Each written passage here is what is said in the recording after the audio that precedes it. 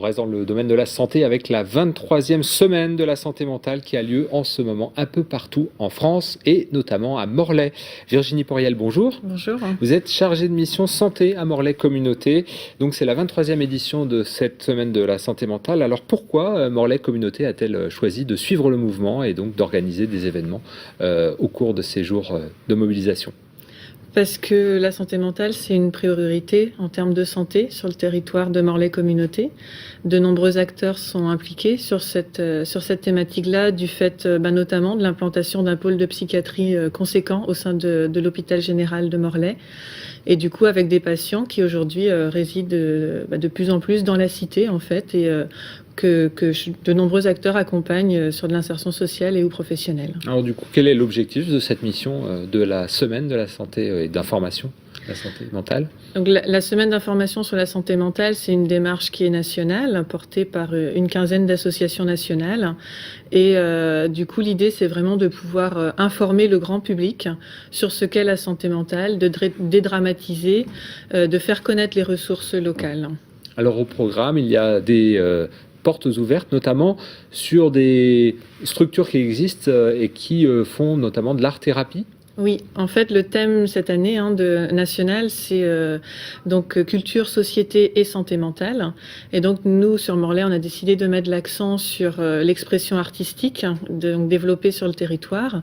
Il y a des associations et des services hospitaliers qui interviennent sur ce champ-là. Donc il y a une première porte ouverte jeudi, le 15 mars, là, de cette semaine. Toute l'après-midi, l'association Standard fait connaître les ateliers thérapeutiques artistiques, donc des ateliers qui sont sur la peinture, la sculpture, le théâtre et les émissions de radio. Donc c'est l'occasion d'aller découvrir leur activité. Et les patients participent à ces ateliers de sculpture, peinture, théâtre et radio sur prescription médicale, hein ? Oui, tout à fait. Du coup, effectivement, ça fait partie de la thérapie. Donc ils y sont sur un temps plus ou moins long, en fonction des besoins thérapeutiques. Et chaque atelier, en fait, est co-animé par un professionnel de l'art, donc soit en peinture, sculpture, etc. Et également, du coup, par un représentant soignant. Et en quoi l'art aide les patients ? Il nous explique en fait que c'est un moyen déjà de se décentrer de la maladie, de pouvoir s'exprimer, de pouvoir du coup se ressentir reconnu socialement, parce qu'on leur propose que ce soit sur la sculpture ou la peinture, de pouvoir être sur de l'exposition. Certains après prennent même individuellement l'initiative en fait de s'engager dans cette démarche-là. Et sur le théâtre et sur la radio, là c'est de l'expression grand public. Donc il y a des représentations théâtrales. Enfin du coup voilà, ils se sentent reconnus socialement et ayant leur place dans la société. Virginie Poriel, vous venez de parler de théâtre. Il y a aussi du cinéma. Il y aura du cinéma le 20 mars à la Salamandre avec ce film de Ken Loach, Looking for Eric avec Eric Cantona. Un moyen aussi de parler d'une partie de la maladie mentale, c'est-à-dire la dépression. Oui. Et donc on peut aussi en tirer une comédie. Il faut dédramatiser tout ce qui tourne autour de la maladie mentale.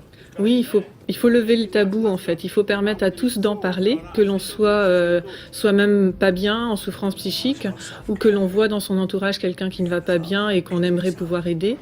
On sait que la dépression touche énormément de monde en France et autour de nous. Et du coup, on a choisi volontairement d'être sur cette comédie pour aussi aborder un sujet par une approche un peu plus légère. C'est pas une fatalité, la maladie mentale. Non. Parce que c'est une maladie, on en guérit. Oui, on peut en guérir, on peut en tout cas être stabilisé par les traitements qui sont proposés et vivre du coup tout à fait normalement sa vie de citoyen.